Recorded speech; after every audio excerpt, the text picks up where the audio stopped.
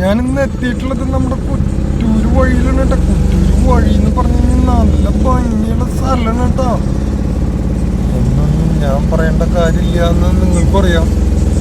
ഞാനങ്ങനെ പറഞ്ഞ് ശീലിച്ച കാരണം വീണ്ടും പറഞ്ഞതാണ്. കാരണം നമ്മൾ കുറ്റൂര് വഴി കൂടെ തന്നെ പോയിക്കൊണ്ടിരിക്കുന്നത്. സാധാരണ നമ്മൾ തൃശ്ശൂർ വഴിക്കൊക്കെ ബ്ലോക്ക് കഴിഞ്ഞാൽ കുറ്റൂര് വഴിക്ക് സാധാരണ പോവാറ്. ഇടയ്ക്ക് അവിടെ ബസ് എത്താവോ അങ്ങനെയുള്ള കാര്യങ്ങളൊക്കെ നടക്കാറുണ്ട്. അടിപൊളി സ്ഥലമാണ് കേട്ടോ.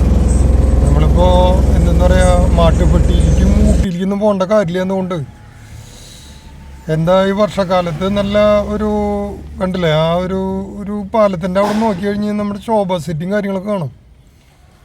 ശോഭ സിറ്റി ഉള്ളിൽ പോയിട്ട് കാണാൻ നിർബന്ധമൊന്നുമില്ല, പുറത്തുനിന്ന് കണ്ടാലും നല്ല മനോഹരം തന്നെയാണ്. കെട്ടിടങ്ങൾ ഇങ്ങനെ നിൽക്കണ കാണാൻ നമുക്ക് കഴിയുമല്ലേ.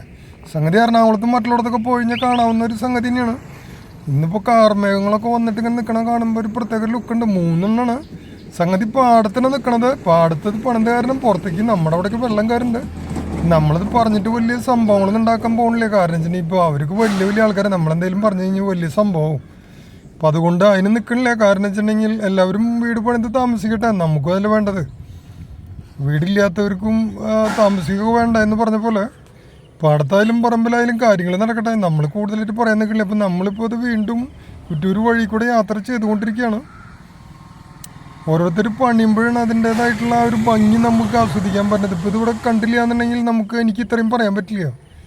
ഇതെന്താണെന്ന് വെച്ചാൽ ഇത്രയും കാണാൻ പറ്റി, നല്ലൊരു വ്യൂ, നല്ലൊരു കാഴ്ച സമ്മാനിച്ചതിന് ശോഭാ സിറ്റിക്ക് ഒരു നന്ദിയുണ്ട്.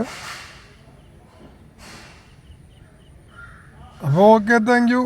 അടുത്ത ഒരു സ്ഥലത്തേക്ക് പോകുന്നവരെ വീണ്ടും ഇതിപ്പോൾ ബ്ലോക്കായപ്പോൾ തൃശ്ശൂർ വഴിക്ക് പോകാൻ പറ്റാണ്ടായപ്പോൾ വഴിക്ക് ഇറങ്ങി വന്നാണ് കേട്ടോ. അപ്പോൾ അതിൻ്റെ ഇടയ്ക്ക് വീട്ടിൽ കുറച്ച് വർക്കുകളൊക്കെ നടക്കുന്നുണ്ട്. അപ്പോൾ അതിൻ്റെ കുറച്ച് സാധനങ്ങളായിട്ട് പോകണം. അപ്പോൾ അത് ഗൾഫിലെത്തിപ്പെട്ട പോലെ വീണ്ടും തോന്നിക്കുന്നുണ്ട്. അപ്പോൾ ഓക്കെ, താങ്ക് യു.